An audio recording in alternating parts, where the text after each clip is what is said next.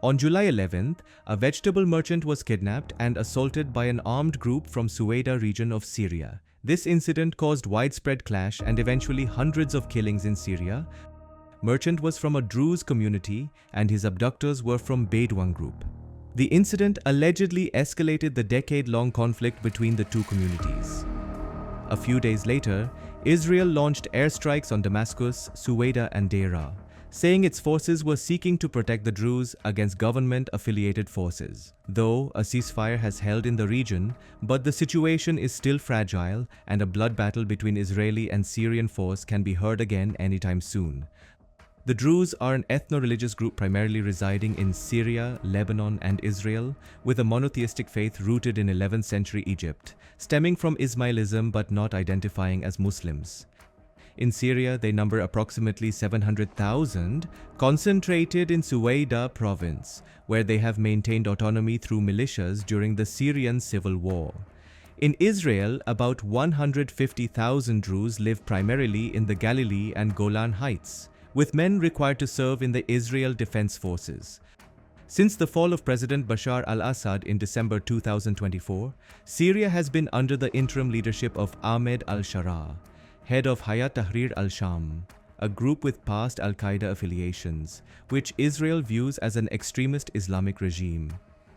This shift has not reduced Israel's concerns about security threats near its borders, particularly in the Golan Heights, occupied since 1967 and annexed in 1981. Israel framed its intervention as protecting the Druze, a minority facing sectarian violence. Prime Minister Benjamin Netanyahu emphasized a mission to his Druze brothers.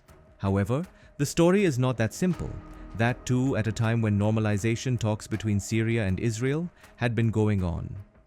Many analysts argue the Druze issue was partly a pretext, serving broader geopolitical maneuvering to maintain regional dominance. Israel's airstrikes targeted Syrian military assets, including the defense ministry in Damascus and forces in Suwaida, to put off the Syrian army from advancing on Druze-dominated areas. The strikes aim to deter Syrian army deployment and enforce a buffer zone, aligning with Israel's policy of securing its borders. Additionally, Israel sought to weaken Syria's new government under al-Sharaa, preferring a fragmented state to prevent a unified threat. Israel has long prioritized keeping southern Syria, near the Golan Heights, free of military threats. When Syrian forces moved into Suwaida, Israel saw this as a violation of its security red line, prompting strikes to push them back north of Damascus. Interestingly, Israel has also seized massive 3 tons of arms from ex-Assad regime sites during the raids on Syria.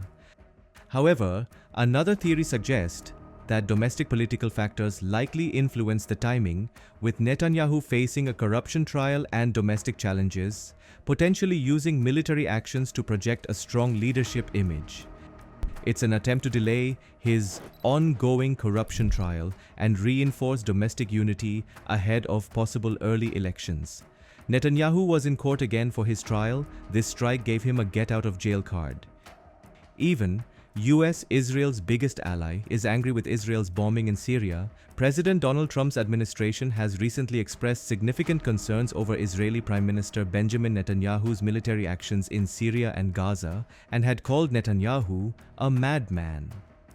The criticism from US officials reflects a growing skepticism within the Trump administration regarding Netanyahu's recent policies, which are perceived as disruptive and counterproductive to broader regional stability efforts. Like, share, and subscribe the Frontline.